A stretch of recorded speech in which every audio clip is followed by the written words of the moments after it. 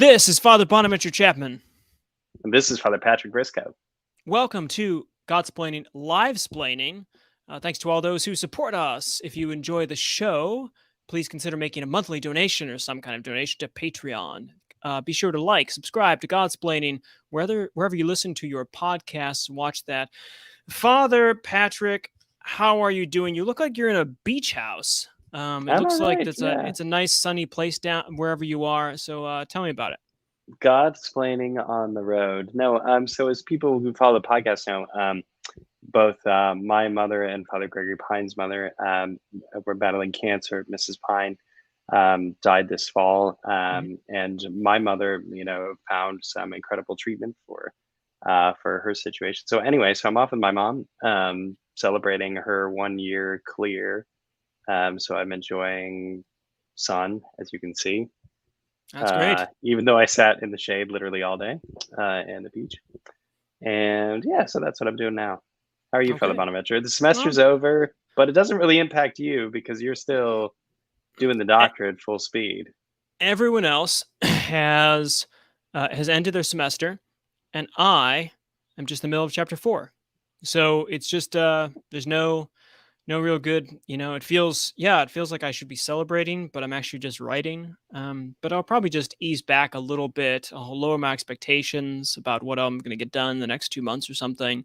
So it'll be a little laid back. You could say, I don't know, Kant with one of those like drink umbrellas, something like that, right? Like, Kant and a Corona or something like that. That'll be the mind image, at least, or the swing thought we used to say when playing golf. Nice. But well, we are not talking about golf, nor my dissertation, nor the beach living, although perhaps maybe beach living at some point could be a discussion. But we're talking about living without Roe v. Wade. So no breaking news on this. We're not sure if everyone knows. Well, I guess if you don't know about the leaked opinion from Justice Alito, good to you. Because you have stayed away from news media and such. But I suspect that you would have, if you're Catholic, you probably heard about it. If you're not Catholic, you've heard about this, that there's a decision pending, or at least in the Dodds case, the majority opinion written by Justice Alito looks like it's going to overturn Roe v. Wade, and of course Casey and Planned Parenthood goes with that. About almost 50 years of precedent, and that will be dramatic or not, or undramatic, who knows? But people are kind of losing their minds about it. It seems like, and so we haven't heard. The decision could have come out on Monday, but it didn't yet. So who knows if it'll come out or when it comes out? But it seems unlikely that it will change. That's the speculation on the court, or at least around the court. So it seems like Roe v. Wade is going to fall, and we are going to be living in an age without Roe. And that hasn't been true for 49 years, almost 50 years. And so we thought we'd just talk initially at the start of this Livesplaining episode before we get to some questions and things. And feel free to punch in your questions there on the live chat or what have you. We talk about, just reflect briefly at the start about what it would mean to live, just what it means to live without Roe versus Wade. And so, Father Patrick, what do you think? What's your initial reactions to living without Roe v. Wade? The first thing, Father Bonaventure, that I was thinking of, as I was imagining a post-Roe world, comes to what I was thinking of after this year's March for Life, right? So there have been a lot of discussions surrounding the Dobbs case before Christmas in early December, and that kind of procured especially a sense of optimism about what the court was going to decide. And in my view, was palpable in this year's March for Life. It was a different sort of march. And so I was thinking about the march, and I was wondering what it would be like to be at the March for Life when Roe was overturned. And so I have some mixed views on this. One, I think it would be great to not observe the March for Life in January. So I think this would be excellent. So in a post-Roe world, what does it mean? It means we're going to have to decide how we advance the pro-life cause. And the March for Life is such a wonderful demonstration of life, of the commitment to life. It happens at a very difficult time of year. There are a lot of young people there. So I would want to, in a post-Roe world, I would really want to figure out how to have a kind of demonstration that still supports life. And maybe it will be the case that we still observe the decision date of Roe v. Wade as a day to honor those children whose lives were lost due to abortion, right? To remember the millions of children in America whose lives were taken in the womb. So it could well be the case in a post-Roe world we continue to observe the date of Roe v. Wade with the March for Life towards the end of January there. But I do think we need to think seriously about what our manifestations of life are going to look like, because they're important for us as a church. They renew us. They're important for the cause, because we know the pro-life movement is bigger than just abortion. Abortion is the center of it. It's a grave and direct evil. It's the most significant loss of life in the United States. That we're concerned about in this particular moral sphere, right, and the pro-life cause. So we need to think seriously about what that's going to mean for us as a church. And I think it shows, the fact that I'm raising this shows the impact that the march has had.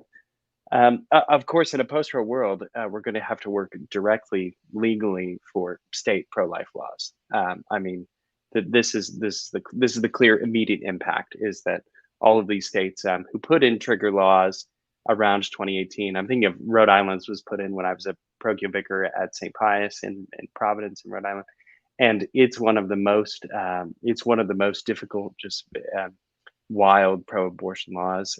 So there are these kinds of trigger laws that are going to go into effect in states around the country.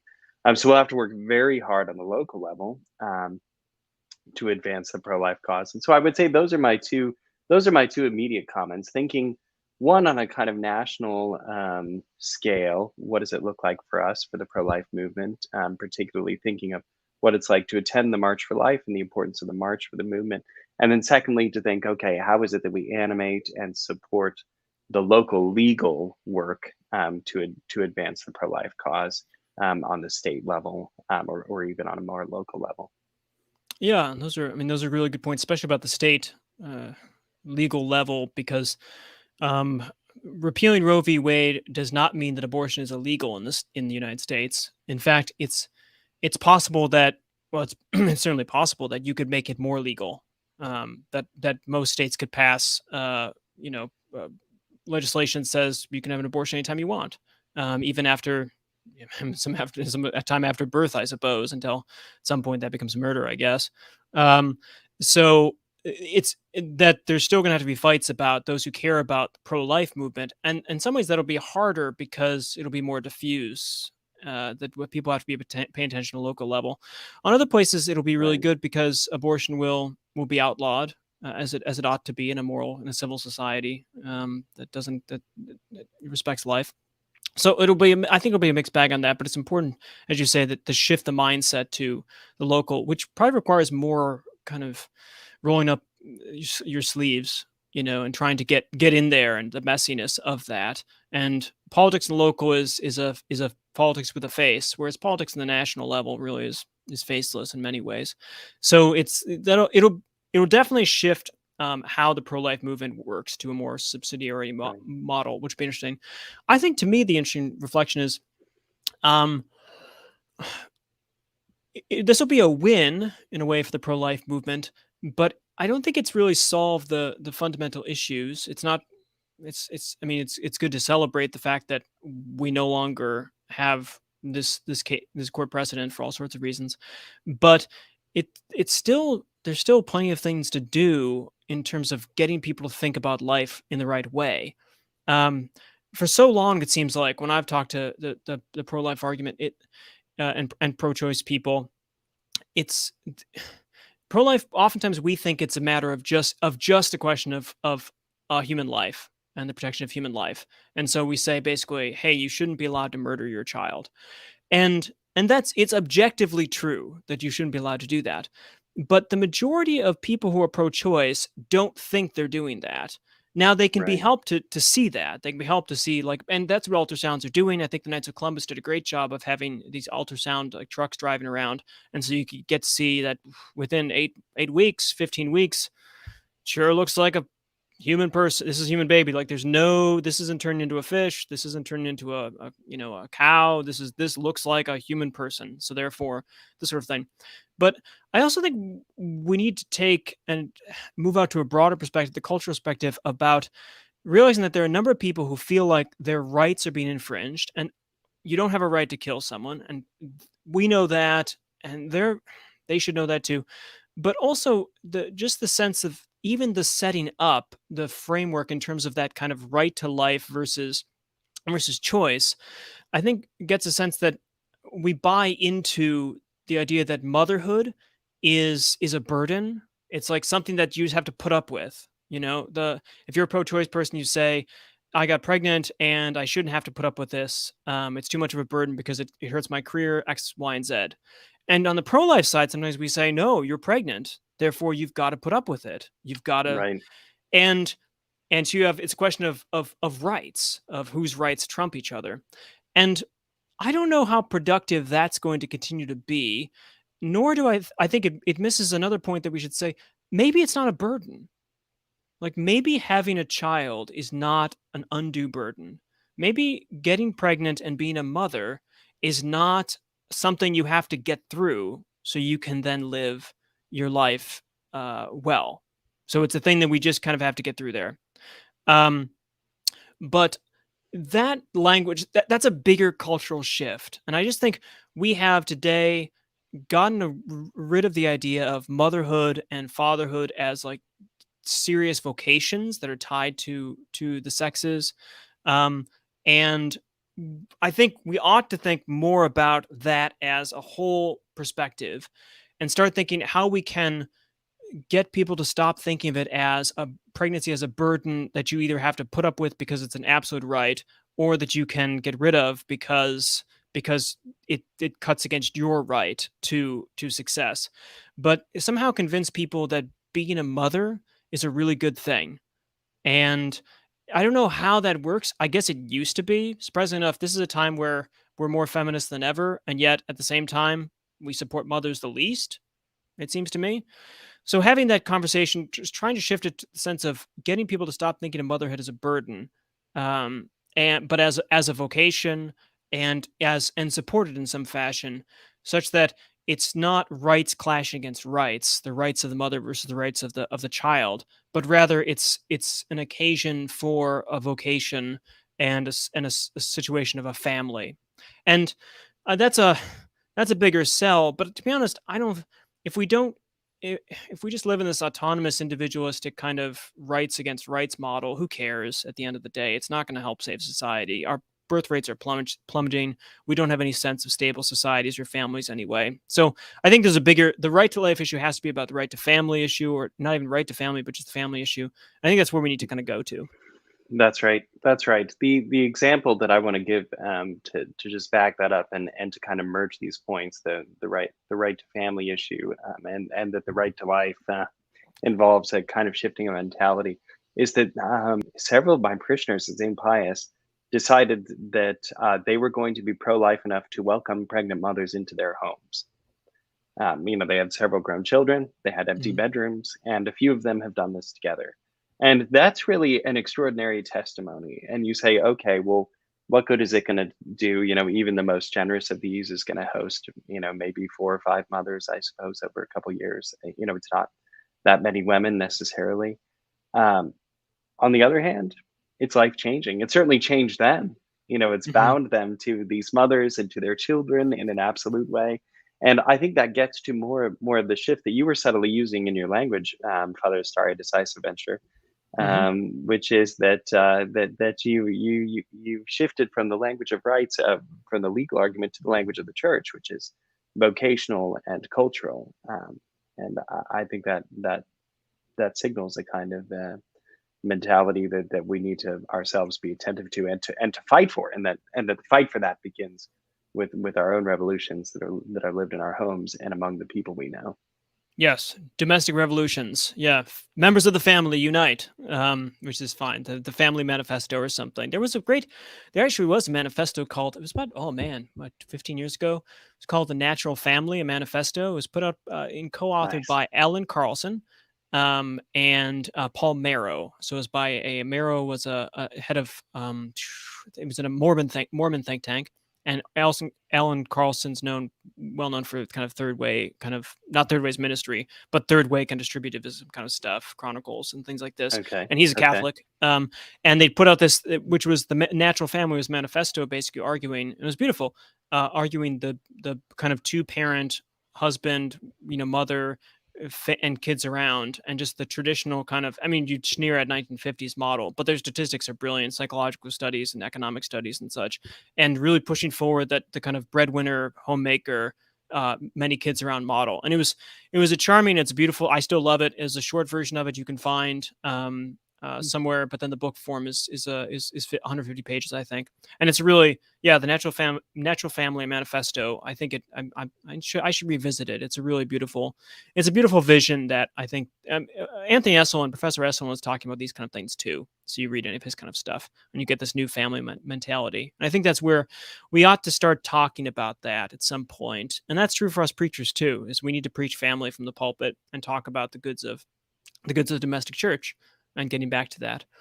But that's enough for the spiel for this time. Let's go to our questions. The first one's going to come from a Patreon supporter. This is from Stephanie, and Stephanie says, I've seen a lot of animosity towards those with a pro-life viewpoint in the workplace recently. Yikes. How can we respond to these challenges without facing exclusion or job loss? Stephanie. Thanks, Stephanie, for the question. And I hope that's not personal experience there, but you might see even more of it. But Father Patrick, can you help us think through some of how to do this? And that's a big question, but Right. just to maybe from some first swing thoughts, you could say, or some kind of leading points about this.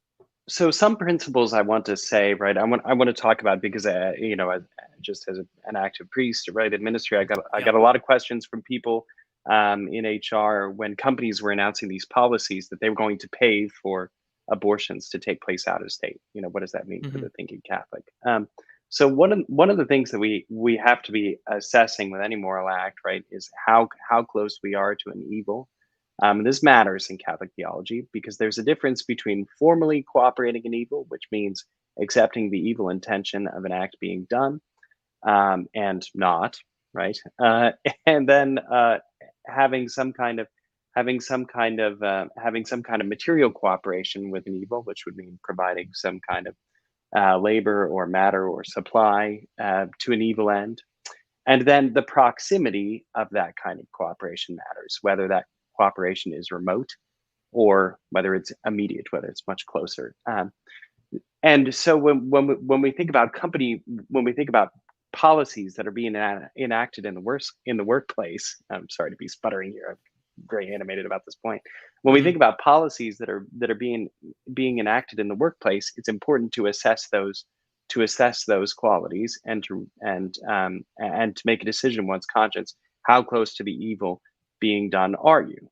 Because if you determine, okay, I'm very close to this and I feel like I'm even being forced to advance it and to support it, then that's the kind of situation you're going to need to I think more immediately about extracting yourself from, because that's just a kind of hostile thing and incompatible ultimately with living the Christian faith. So when we get into proximate and formal cooperation with this kind of evil, with the promotion of abortion, that's a real question, and a point where serious reflection can and ought to be had about one's career. Now, at the question, the way that it's worded, I'm thinking that it refers more to talk around the water cooler or the coffee pot, right? And I think in those instances, we can just be clear, gentle but clear. It's of course illegal to fire someone for your political views. So people who believe in the pro-life cause have actual legal protections. So if you're feeling a little bit more mischievous, dare them to fire you. There it is. Yes. And that's good that Father Patrick answered both on the kind of the the larger level of corporate sponsorship. And so if corporations start saying, well, now we're going to start supporting Planned Parenthood or giving money to this, then you have to figure out questions of cooperation, whether it's material or formal, how close you are to this sort of thing, all that kind of stuff. Just like whenever if you buy a Starbucks, for instance, it's almost anything today is going to have some taint of material cooperation with evil in our society. And so the question is, how close are you to it, and those kind of things, and how, and that might come up. And then the personal stuff, yeah, that's the other point of, just, yeah, being attentive to, like, listening to people too. And there's gonna be I think, well, put this way, there's gonna be a chance people are gonna be really upset about this, I think, and they're gonna kind of vent, and we're gonna want to say, haha, got you, because we've just had so few victories, you could say. For so Mm, long, the cultural conservative traditional movement has had almost no victories, especially Supreme Court wise. You've had occasional things, but Obergefell, we could say, was not exactly the best decision in the world. Other decisions like this are problematic. So this is like a big win for our side, you could say. There are sides in this. And so there's a temptation to kind of crow about that in a way that the other side might crow about its victories, like Obergefell, and throw parades and such. I don't think you'll see parades about this. I think it's just a matter of being calm and cool about it, and just saying, well, yeah, I'm pro-life, and I think this was a good decision. Obviously, it's difficult, for some people to understand, but I think it's fine. And yeah, that's. I'm not ashamed of being pro-life, that kind of stuff. So, but I think there'll be a temptation to kind of, get excited and kind of put it in someone's face, and that could be, there's no reason to tempt fate on those ones, unless, as Father Patrick said, you want to rock and roll on legal stuff, dare them fire. Okay, Vicky, thank you. Okay, James. All right. What advice would you give for Canadians? In Canada, our government is very pro-abortion, as well as a majority of Canadians. What should pro-life people do in a place where we are a small minority? Yeah, that's a great. I'm not that familiar with Canada's experience. It's interesting. It was interesting to me during this time to realize that Europe, as long as Roe v. Wade is in place, Europe has more is not as liberal or progressive on abortion than we are. In Europe, basically passes us on the left on almost everything, but abortion, we blew by them on the left. And so I was shocked to find that, and I suspect I would have thought that Canada, yeah, is more between us, but it's definitely a more progressive place. If you're anytime you're in the minority, it's one, difficult to hear your voice heard, but also I think the nice part being minority, this is how Christianity started. Right? Christianity was in the minority, and it can witness, it has nothing to lose. Because no one feels, this is the thing about minorities, is they don't feel very threatened by minority. Like the big groups don't, the Roman Empire did not feel that threatened, I suspect, until it was almost too late. By Christianity. There was persecution, of course. Yes, of course. But not wholesale all the time. For the most part, I think they thought Christians were weird. If you read the early testimonies, you hear very little about them. And the Roman governors are just not that worried about this whole Jesus figure. If you read Pliny or Suetonius or Tacitus, and it just takes over. It takes over from this little minority that gets kind of pushed around occasionally, and people make fun of, but that most people just don't see it coming. So there is an advantage to being the minority. The disadvantage is that there's a lot of murder going on. The advantage is that you're able to slip by things that other people otherwise you couldn't. You don't have to kowtow or bend to kind of large populations. You can just be who you are, and you can say things that would be more extreme per se, because you're not worried about getting more people involved. You can just say the truth more easily. So I guess I would say leaning on the strengths of being a minority, that you don't have to worry so much about these things in plain politics, you could say. And then just know that there's nothing to lose. There's only things to go from going up, and that it's just, in some ways, you're like the first Christians because you're strange. And Christianity was really, and is, we forget this, Christianity is really, really strange. It's just weird. What do you think, Father Patrick, for minorities in Canada? How do you, Canadians are just nice people in general, so I can't imagine them actually being angry at anybody. But they're perfectly lovely. what do you say I about would being a minority in this? the first thought that came to my mind, right, was to reveal the importance of praying as a pro-life community.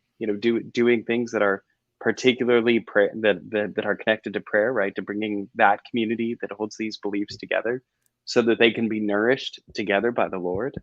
We're pursuing this cause not because we're looking for a political victory, but because we believe this is what the Lord wants, and that's you know that's what drives us.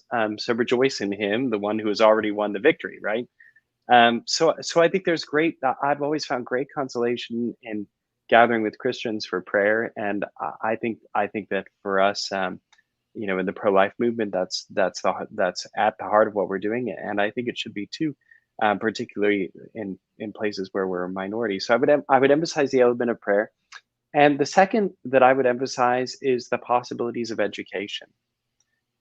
Hosting pro-life speakers, having pro-life events where topics could be discussed, places where real catechesis could occur, and that dovetails very nicely with what Father Bonaventure was saying. Like, look, no one has to be appeased here. you could really lean into something and really seek where the Lord is to be found. So I would recommend those two things Mhm. as actionable things, right? Taking the time and really emphasizing prayer as a Christian community, prayers for the pro-life movement, rosaries for life, holy hours for life, all of that, working to reinvigorate the devotional life of the church, but then also hosting small scale catechetical and educational opportunities. Okay, great. Lauren Borowski. I remember Lauren from, I think, a retreat last summer. I've seen disheartening numbers of Catholics who are pro-choice, up to 50%. How should the Church, we'll assume it's Catholic Church, respond to this? Is it a result of poor catechesis, not being outspoken enough about abortion? What do you think, Father Patrick? You want to take a first swing at this? We kind of alternate back and forth. I know Yeah, you I just got do. off the hot So seat, but I read I read recently this great book by Monsignor James Shea, who's the hmm, president of the University of Mary, way out there in like North Dakota. Um, yeah. and it's nearly Canada, James. So these are basically your people. Uh, anyway, the University of Mary, he's got this wonderful reflection on moving from an age that he calls a Christendom age to an apostolic age. And hmm essentially, in the Christendom age, um, cultural Catholicism is at play.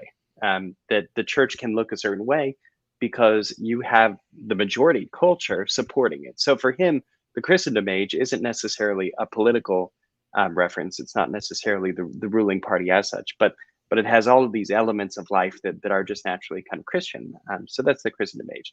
So Monsignor Shea's claim is the Christendom age is failing. It's ending. It's over, and that we're entering what he is hoping we will identify and respond to as an apostolic age. And in the apostolic age, Christians are, according to Monsignor Shea, more fervent, more devout. There's more suffering.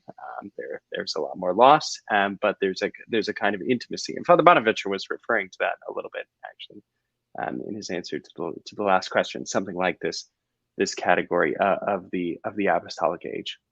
hmm So I think part of what we're facing is the loss of Christendom. That plenty of people who identify as Catholic but who don't really hold the teachings of the Church are wandering away, and we're just losing them. And they're not really hmm Catholic. And it doesn't work like any other aspects of modern society where you decide, oh, I'm in the club, and you're in the club. Catholicism requires objective assent to specific tenets, and if it's not there, you're not Catholic. Yeah. And that's the bottom line. So I think the difficulty of what we're seeing with abortion is we're seeing those tenets, those bottom lines being forced out. But to your point, Lauren, about this number being as high as 50%, it is a cause for us to continue to think, okay, how in this shift from a Christendom age to an apostolic age do we work to re-engage those believers who should, by birth or by profession, hold these beliefs? How is it that we're reaching out to them? Yeah, and I think I'll raise the episode. So JP2 said we live in a time of new evangelization. We're going to re-evangelize those who have been evangelized, you could say, but have forgotten. They become apathetic about it. It's fascinating because I don't know if that ever got off the ground. I really don't know if we ever fully lived into that.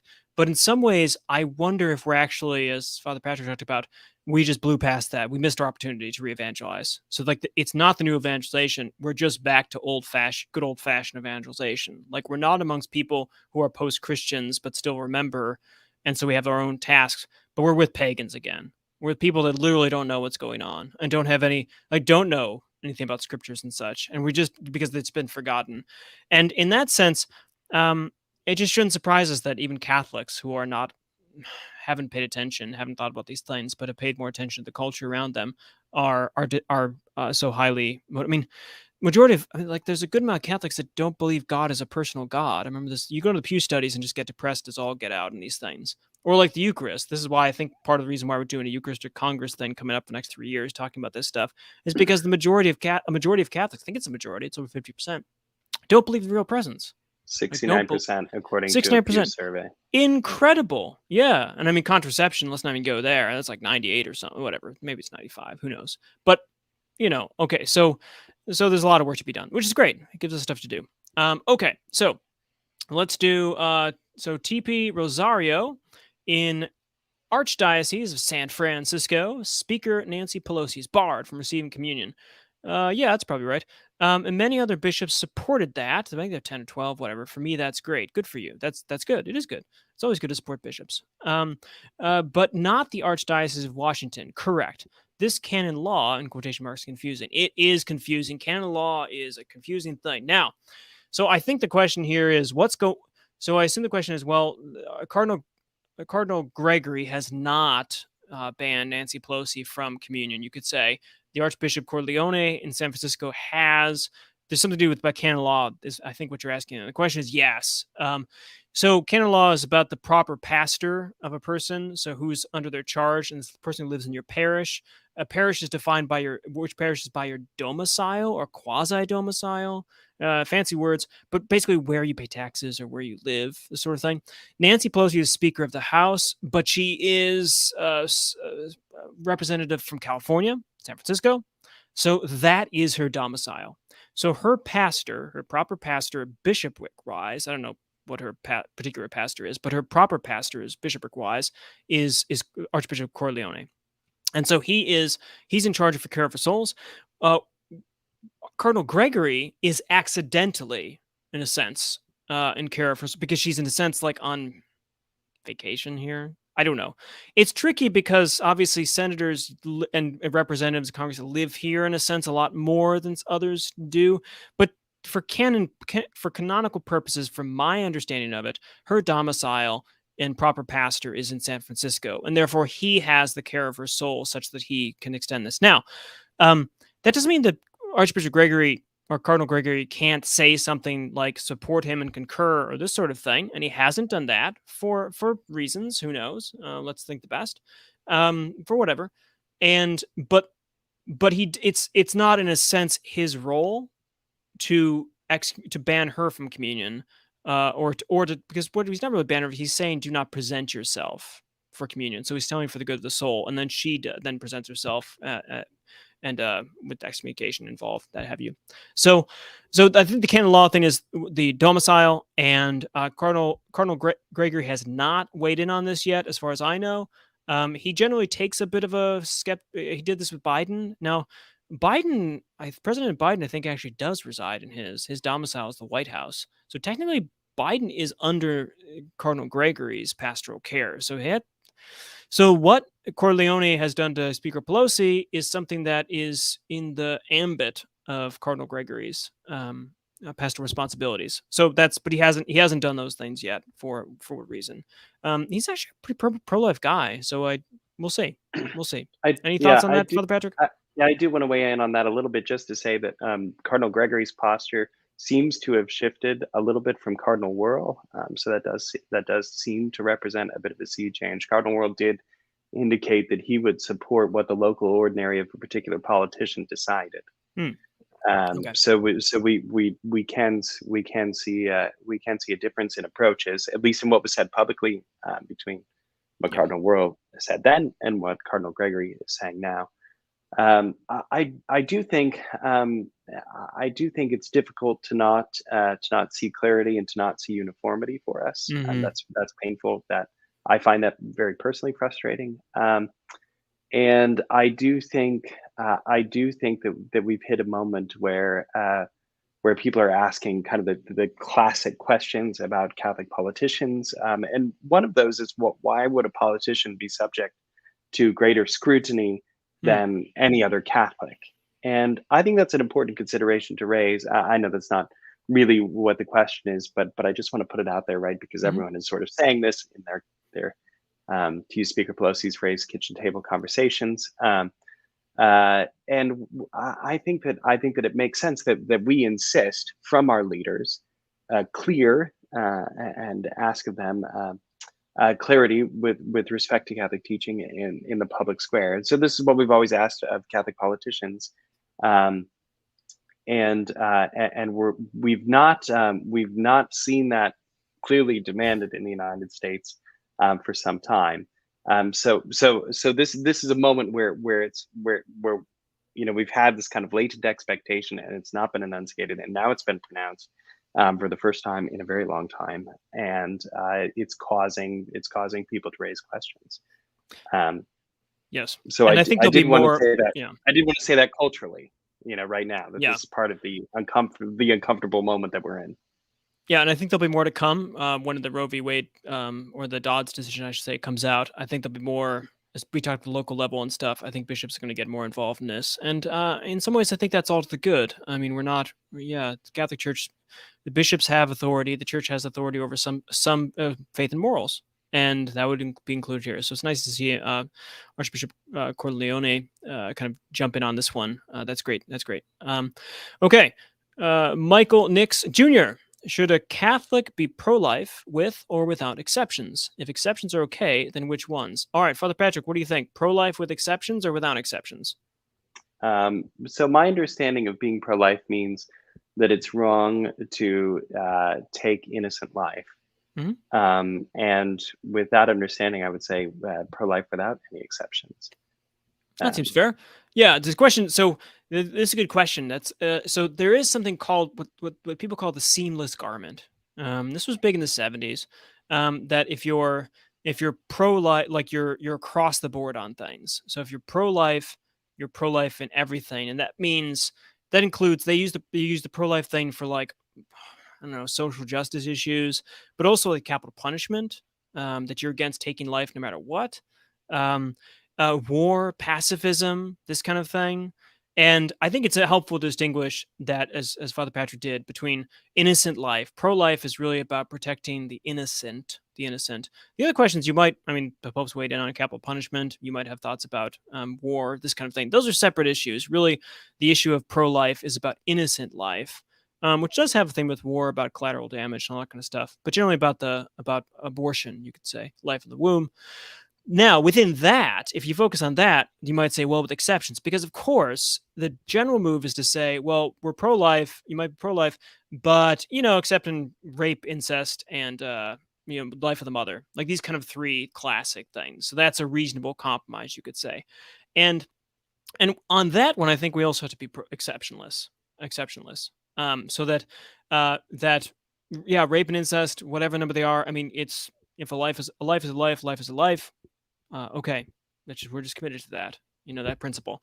Now, life of the mother, that gets trickier because the question is, what's happening? Like, what is causing life? right.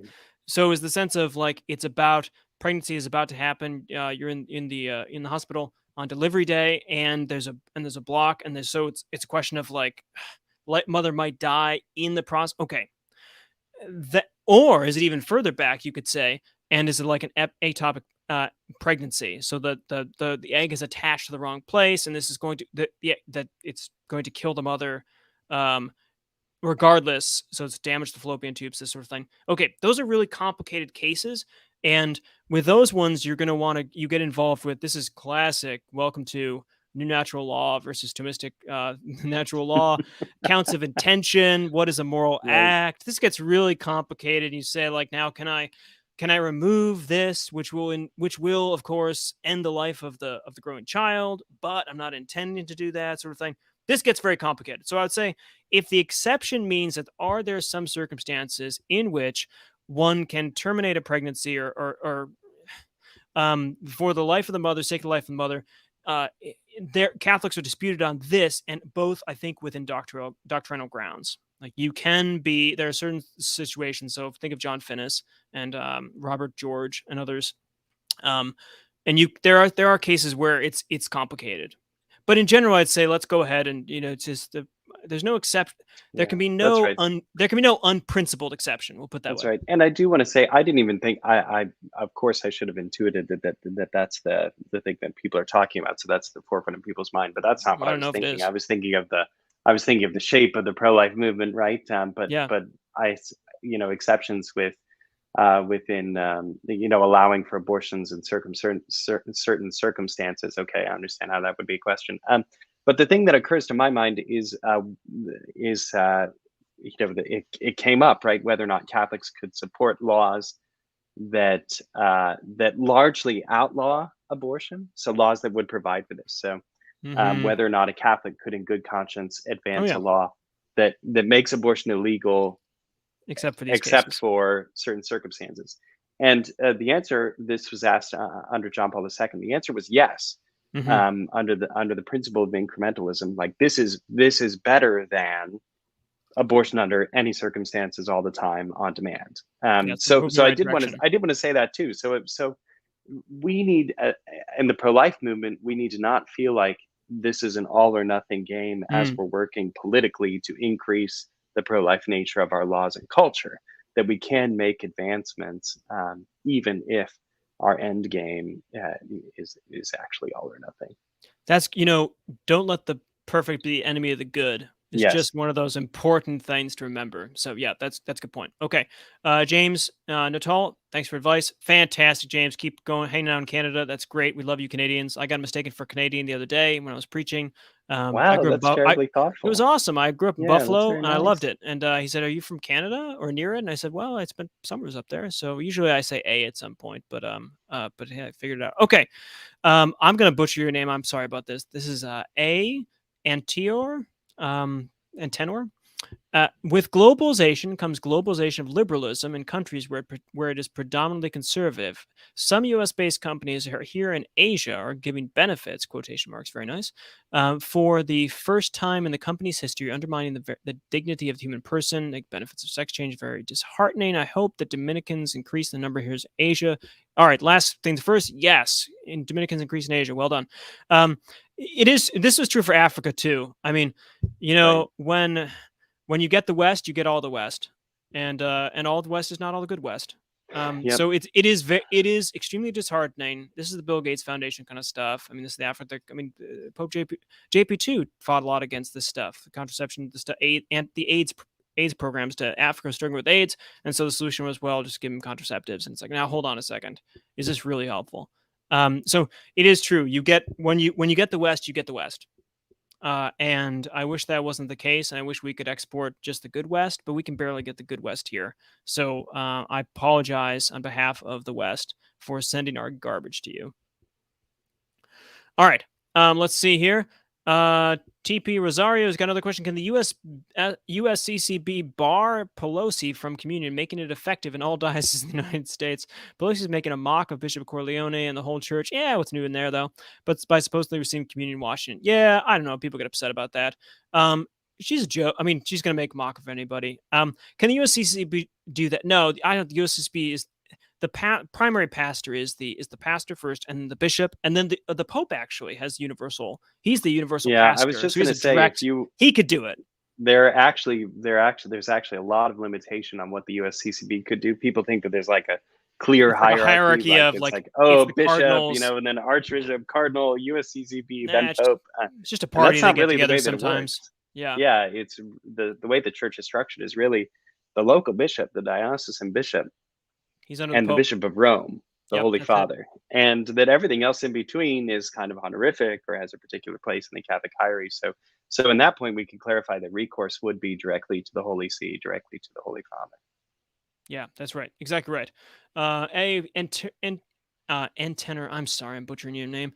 I think Pelosi should know that wherever she goes, she should be convicted that God's justice is not limited by any jurisdiction. Yeah, I wish she did know that, but she doesn't. Whatever, we'll see. BP, entering the Dominican district this summer. Hey, any advice for a young, soon-to-be novice? Fantastic. Let's get this out of the doldrums. Awesome. Really cool. Well, that's fantastic. I wonder where you're entering. Anyway, don't say that, but just Father Patrick, any um you were a novice. We were novices together. We were So, novices together. any advice to an entering Uh, novice? Toad hunts are more important than you think they are. Toad Um, hunts are really important. Toad This is not a hunting real toad, but is it's a really important. there you go, there it is. No, the novitiate is an extraordinary time, and you are inclined to believe it's full of all kinds of things before you enter, and you can't really know what it's like until you've been through it yourself, because it requires a kind of spiritual purification and a human maturation, both of which are very, very difficult. So my counsel is it's going to be harder than you think and better. Yeah. That Um, that that I did not understand how difficult it was going to be, and the consolations were so much better than I expected. yeah. Similar. So BP, I would say, it's hard to give advice for it, just to be ready for it. You don't want to know much. I mean, if I said anything, if I could told you like, hey, here's what's going to happen, you would miss out on it. It's one of those. I think the vision is the weirdest thing. You have to experience it, and there's nothing before that'll prepare you for it. You just have to be open to God's graces working there. One thing I will say though, so to be open to whatever, we're not going to break any of the surprises, because believe me, there's lots of surprises. No matter what novitiate it is, it's going to be the same thing everywhere. It's going to be surprises, so I can't break that to you. But I can say this: I think it is true that God wants to encourage those who enter religious life. I think He loves souls in religious life. He likes other people too, but He loves people who dedicate and consecrate themselves to the religious life, men and women. And so I think, and I was told this, and I think it's true, that He answers prayers uh, for those who are in the novitiate. No, not every. It's not like 100%, sort of thing. But I think He wants to encourage. He wants to encourage people, and so during the novitiate, I think he's more likely to answer prayers, or at least he often does this. So I would say, if you have big prayers, like family members who maybe need to be converted, or medical thing, or whatever it might be, take them to prayer. You're going to have a lot more prayer time and a lot more prayer than you've done before. You're in a lot more opportunity, and it's a beautiful time in the novitiate to take those people with you, and whatever they have, and tell people to send you, like their family, say, hey, if there's particular things you want me to pray for, let me know, because I'm praying a lot. You're going to pray a lot during that time, and I think the Lord likes to encourage those who are there during that year. So I would take advantage of that. Yeah. Okay. Let's see. Don't hate on me. We'll see. Reluctant support of legal abortion up to the end of the first trimester. All right. Common sense tells me, whatever, tells me that the death penalty is okay, doesn't fly. I assume that you mean like that being okay with the death penalty doesn't sound like it's common sense. Okay. Only God knows 100% of the person is guilty. That is so true. This is from Cindy, by the way. Cindy, thank you for this. Thanks for this. It's true. Only God knows if a guilty person is 100% of a person is guilty, which is why we don't care about knowing 100% whether a person is guilty in our courts. That's just, you can't, a law society can't function legally if you have to know for certain, because guess what? No one knows for certain. It's called reasonable doubt. So it is always possible that justice is miscarried, that there's been miscarriage of justice. And in fact, it's very likely that in the given history of the world, even in America, which is a country that has a very good legal system, there have been people who have been unjustly accused of something and jailed for things and even died. And that's just how it goes, because we don't have access to 100% thing. So we tend to go by reasonable doubt. And that's the only way you can do it. Now, let's put on the side of death penalty, though, just as an important point. The magisterium has kind of been changing on this. I don't want to say changing, but developing, you could say, to realize that the death penalty is not like a right. It's not like death penalty and communion are things that all the faithful should have access to when they're when appropriate. The death penalty is a prudential measure that is aimed at protecting the society and reforming of the criminal and forcing upon him the retribution that is necessary for justice for his soul. It's not necessarily it's going to work, but that's its point. And the magisterium since JP2 and onward has reflected on the conditions of the modern world and said the conditions that have made the death penalty necessary in circumstances are really not there anymore. We have good jails. We have a bill, blah, blah, blah. In fact, the death penalty is expensive. It's really costly because there's so many appeals. It takes a long time. Blah. So even resource-wise, so the death penalty is almost always a prudential matter. And the magisterium, including Pope Francis, most famously in the Catechism, has really pushed us to say, look, it's not a right. There's nothing necessary about the death penalty. It's about conditions. And we have to ask ourselves whether the conditions in the modern world are such that the death penalty is still necessary, or if it's still ever called for. And that's a prudential matter. And I think it's well, put this way, it's important to know that the last couple popes, who are the Holy Fathers, who are the successors of Peter, have been very strongly opposed to the death penalty in all cases. So even if you think the death penalty is still acceptable, you have to realize that it is strongly discouraged by the last three magisterial teachings of this. And that should at least give you pause, because we're called to think with the Pope, with the Holy Father. It's not like we have to in everything, you could say. It's not like he demands our obedience in all things.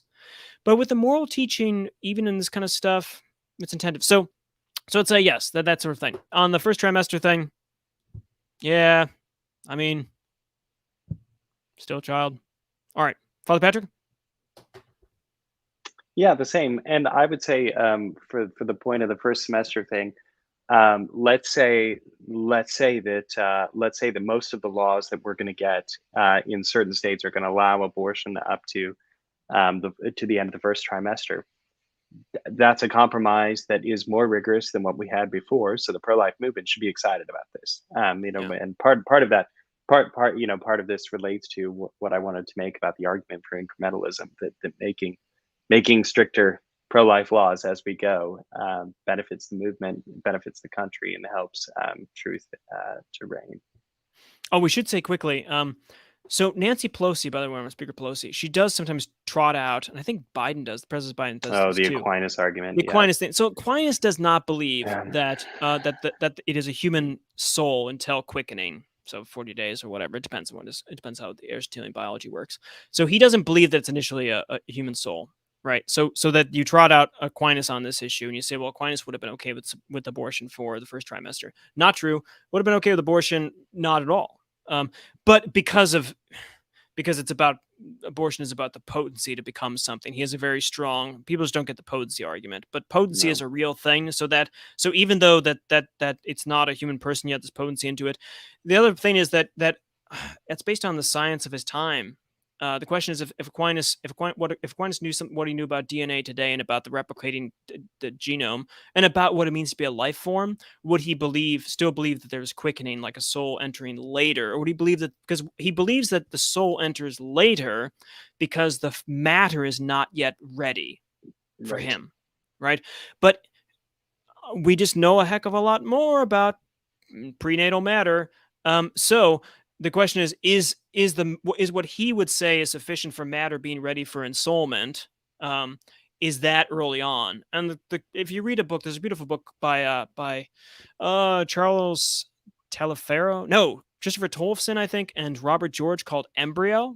Yes. A defense, and it's great. Really goes through a wonderful case of why as scientists and as intelligent people, we should say that right off the bat, from conception, it's a good argument that this is a human form because it's got human matter, because of DNA structure, even if it doesn't have a brain yet. All that kind of stuff. They do a really good job from just a pure philosophical angle and scientific angle, and why we should go. And I think, to be honest, that's probably what Aquinas would say. The matter is probably sufficient at this point. But people trot that out, and the fact of the matter is, like everything, yeah, it's complicated, but it's based upon potency and act, and two, it's based upon if the matter is ready or not. Okay. This might be the last one because it looks like we're out of questions. Thank you, fathers, for enlightening me about the structure of the church. I'm less ignorant now. Thanks, Dominicans. Look at that. That's a spiritual work of mercy, enlightening. I don't know, instructing the ignorant or something. That's fantastic. The best part though, TP, is that we do this. This is like we learn stuff all the time. So it's a reciprocal thing. So we're always excited to do it. You don't learn something, as anyone knows. Father Patrick's a teacher, as I'm a teacher as well. We were teachers, be teachers again, blah, blah, blah. You know something only when you teach it. So just being able to talk about something, this is why it's important to actually have communications with people and to talk to people about things, because you learn really when you try to explain something to someone. You don't really know something until you explain it. So to get back to our initial point about trouble in the workplace and the dangers and the kind of minorities in Canada, about minority status of pro-life stuff, well, it's an opportunity actually for us to learn ourselves the positions, because we're going to now have to explain to an ever more skeptical and frustrated society why we believe crazy things, like you should support women giving birth to children and you should protect life all the way from conception to natural death, all this kind of stuff. We're just going to have to explain that to people, and that means we're going to have to know it ourselves, and we're going to learn about it as we do, and we're going to make mistakes, and they're going to have an army of quotations and things against us, and we'll just take our time, just take your time. But it's a great opportunity for us to learn about the faith ourselves. So see that as the good side, the really good side to what might happen in a life after Roe. Okay. So thanks to all our supporters. If you like to give money to our work, okay, check us out at patreon.com/Godsplaining. Follow us on Facebook, Twitter, and Instagram. Like, subscribe, leave 5 to 12-star reviews, whatever you can do for that. Visit godsplaining.org to shop our merch. Do we have merchandise, the new merchandise We yet? do. The colors. We do? We got new stuff. Do we got new stuff? Oh, not new stuff yet. Oh, no, it's just the old logos. Well, we get a couple things in the works, Okay, good. Stay tuned for some real merch. In the meantime, don't buy the old merch. And get dates and information for upcoming Godsplaining events. We got some retreats coming up this summer. Hoping to see some of you out there. It should be great. I've seen some people already on this. We're looking forward to that. And also, please pray. It's Livesplaining. It's a translation of St. Dominic. So it's a Dominican feast day today. So if you weren't going to celebrate tonight, you should celebrate a bit. But second thing is there's a Godsplaining Camino going on right now. So Father Gregory and Father Jacob Bertrand and Miss Katie Parker, our secretary, are trudging through Spain right now on the Camino for the next week or something. And so pray for them. They're having good conversations, I suspect. And we're hoping to get a live blog or something, but they're not going to do that. Father Jacob just refuses that sort of nonsense. But maybe at least we'll get an update or something. And we want pictures. I mean, I want live videos. This is 2022. This is 2022. You can live stream your Camino hike. I just don't understand why they can't do this. Anyway, send them emails. Say, please live stream at least 1 hour a day, or at least when you're having lunch or something like this. But send them something like this. But this has been Livesplaining for us on Life After Roe v. Wade. Father Patrick, any final words? Thank you all. God bless you. Fantastic. We'll pray for you. You pray for us. And God bless.